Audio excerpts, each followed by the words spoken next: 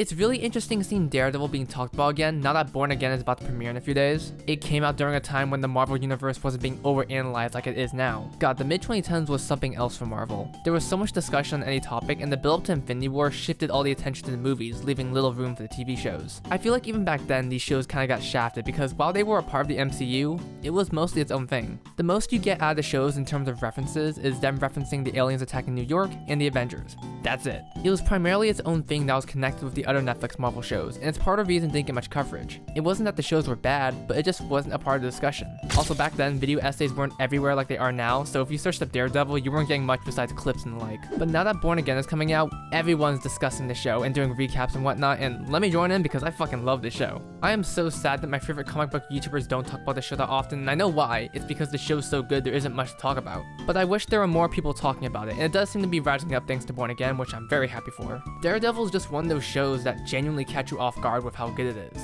I mean, I heard good things, but I did not expect it to be this good. This show is the reason why Daredevil is one of my favorite characters in any comic book media. His struggles, his battle with faith and religion, it all comes to form some of the best moments I've seen in the show. I love how much the show isn't hesitant to have characters breathe and talk. Throughout all the fighting, which I love, there are so many scenes where we get to see characters being human. I really hope that's retained in Born Again. The gore has risen up immensely, and I don't mind that, but I hope the producers know why the original series did so well. The fighting is super cool though. I was debating whether to make this video about all the Daredevil fight scenes before I decided on the long takes, but man, I gotta give them an honorable mention here. These fight scenes are so much fun, acrobatic, intense, and brutal in the way that makes sense. Most of the fight scenes are so secretive. There's almost never a fight in broad public/daylight, and it serves to make these scenes quick and efficient. No one wants to be there for long. Well, some of them do, but it makes the stakes higher. Season 3 probably has my favorite scenes just because of Bullseye. Never did I think I discovered someone that can actually make me scared watching their fight scenes. Having a character that will use literally anything and everything to throw at you is so scary. He could grab my AirPod case and murder me with it somehow.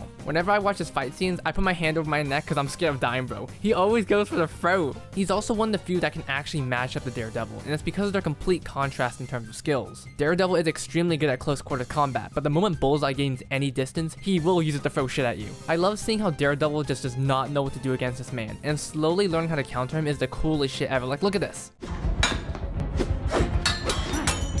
It's perfect. Where was I? Oh yeah, long takes. Every season of Daredevil has a long take action scene with Daredevil being the absolute shit out of a group of guys. Now these aren't actually long takes, there's some secret cuts in between, but it's all filmed to make it feel like it's a long take, and most people won't even see the cuts. Each of these long takes have a unique purpose that I want to talk about, especially the season 3 one, because that one's a little unique compared to the others. No matter what though, Daredevil is beating people up in all of them, but the context completely changes what the scene represents. So in this quick video, I want to talk about each of the long takes, the context behind them, the purpose of the scene, how cool they are, and hopefully how Born Again can have them implemented in some way. We gotta start from the beginning though, so let's talk about the season 1 long take. In episode 2, season 1, Matt Murdock, aka Daredevil, goes on a quest to save a kid from a human trafficking ring. Now the context isn't too important. Matt's been making life hell for the Russians by doing blind man guerrilla tactics, and they actually get his ass this time with him almost dying. Luckily he's saved by Claire, and after dropping a fire extinguisher on the dude,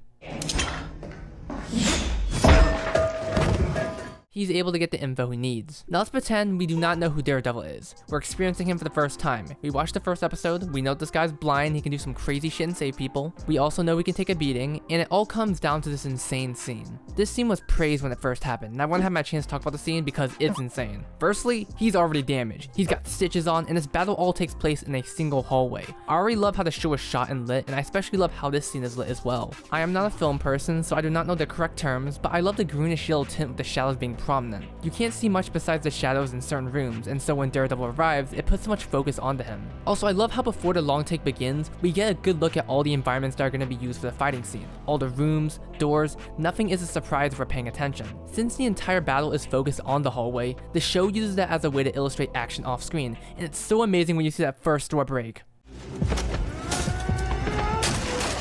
The camera is almost never in your face. It zooms and spins around, but it maintains a good distance so you understand how much Daredevil is beating the shit out of guys. But you also see, he also gets his ass kicked, and I love that. Scenes where they dive into a room and all you can hear is glass breaking and punching sounds is amazing because of how much progress is indicated with the lack of visuals. And what I say here goes for everything in the Daredevil series. I love how resilient everyone is. No one goes down without a fight. If you knock someone down, they're coming back up like they're a Kingdom Hearts boss with multiple health bars. I love how equal the playing ground is. There is never going going to be a scene where Daredevil is just dominating the fight. He's always gonna get hit, and he's always gonna get overpowered. But just like his enemies, he's resilient. He's a Murdoch. He gets hit, he gets back up.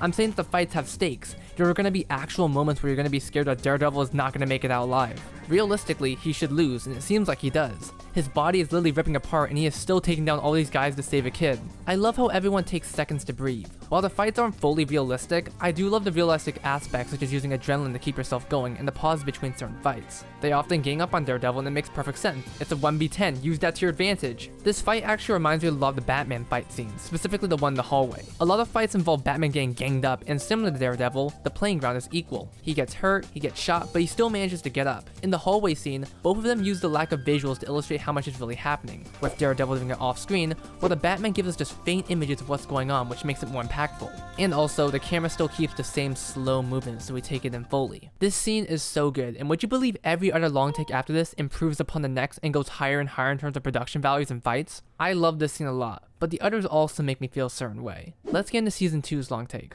At the end of Season 1, Daredevil gets his iconic suit and takes down Wilson Fisk, aka Kingpin, and everything seems okay for the most part. That's until Frank Castle, aka the Punisher, arrives, and let's just say he has a very different mindset compared to Daredevil when it comes to being a vigilante. Their argument scene is famous for a reason. It's just two dudes talking for a few minutes about their ideology. How Daredevil knocks guys down, but Punisher makes sure they stay down, because who's to say they don't just get right back up and do what they were regularly scheduled to do. Punisher is soon taken out by Daredevil, and as he's about to take him down the elevator, a bike gang arrives that Punisher kind of fucked with, so they want to kill him. And I have to point out this scene. It's a little one, but the reason the battle starts is because an old man's like, what the fuck is going on? And he starts getting beaten up. Daredevil then gets out of the elevator to save the old man, kindly telling the man to stay inside, and then begins beating them up. I love when superheroes, either anti-heroes or vigilantes, help people physically. It's a small thing, but it's why I like heroes such as Spider-Man, who are very local. The unique part about this fight is that it focuses heavily on vertical areas, since the whole premise is that Daredevil is going down the stairs to arrive at the elevator in time to get to the Punisher. It is very impressive camera-wise, and shows how far we've come since the first hallway fight scene. And that's not to say this one's better. Each of them are doing their own thing and provide a unique experience that anyone can enjoy without being compared to the other.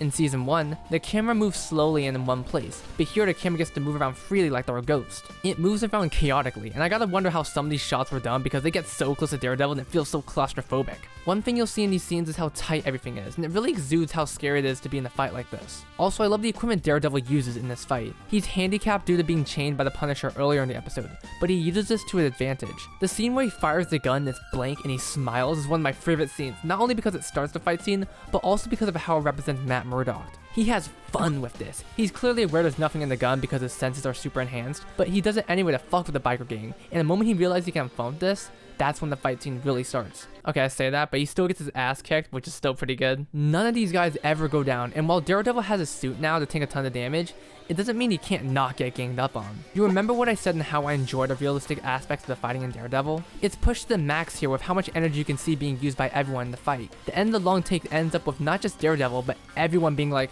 guys, let's take a breather. I haven't been mentioning the music until now, but for this fight specifically, the music fits so well with the scene. The music purposely plays cues right when you know something brutal is about to happen.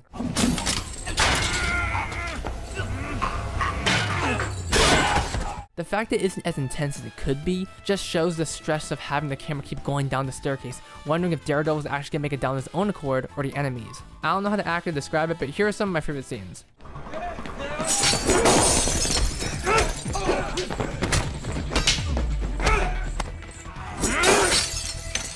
This is actually one of the only long take scenes to not end the entire scene with the long take. After the stairwell scene, it stops the long take to do a normal fight scene, and that scene is cool, no doubt. I imagine that took so much effort to do the stairwell scene that the crew was like, nah, fuck that. And I understand that. I already have pain recording myself speaking live in front of a camera, so yeah.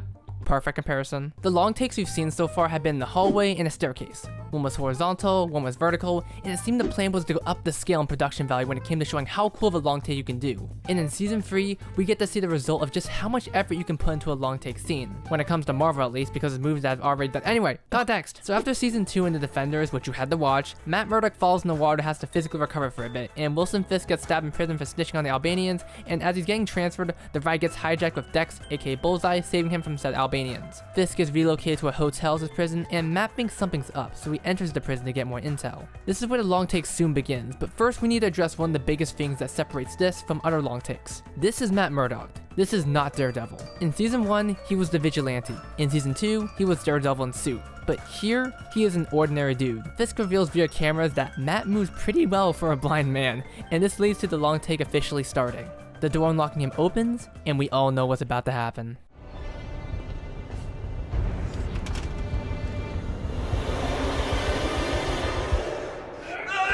Firstly, the one thing we need to take in right now is that the scene is at daytime. The other scenes were purposely lit poorly in order to show the undercover action that goes in the darkness of the night. But here is the point. The point is that it's happening in broad daylight, and thanks to Fisk's influence over the prison, no one will bat an eye. Also, goddamn, are you guys seeing this? He is getting his ass cooked. This is the one scene where Matt gets his ass handed him the most. He's caught off guard, injected with something, and only has his will and body in order to get through this battle. And he really does push his will to the max, because he does get ambushed, and it's only thanks to the Albanians listening that he's able to live.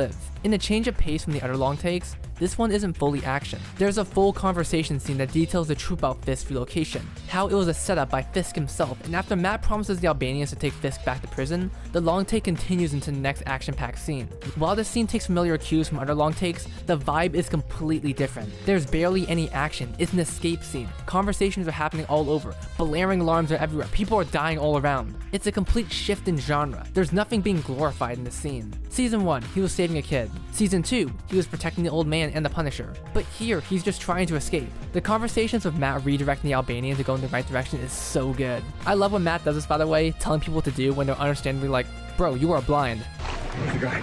There. Why can't you blind anybody? They're reloading! Wait! Fire a weapon! It's just so stress-inducing, and Matt needs to make sure he gets out alive, which he does, thank goodness, until the taxi drives in the water. You see what I mean though by how every long take does something different and how they aren't all the same? It could be so easy to have a mandatory long take scene where it's just a cool fight scene, but changing the elements each time to provide a unique experience is so amazing. The conversation during the long take actually reminds me of the third Harry Potter movie, where there were just random long takes throughout the movie for no reason other than the flex, I guess. Hey, I respect it. I do wonder if Born Again will have long takes. It's obviously going for a more gory series, so I'm down with that, but I do hope it has what it takes to at least be on par with the Netflix series. I'm just happy to see these guys back. Anyway, that's all from I Look Stupid, Don't I? Anyway, that's all. Hopefully Born Again is good. I recorded this days prior before it released, so hopefully by the time this video comes out, we can watch the series, and hopefully it's good. If it's not, I won't be that surprised, but you know. Anyway, yeah, bye. That's all I got right now. I'm currently busy with crime.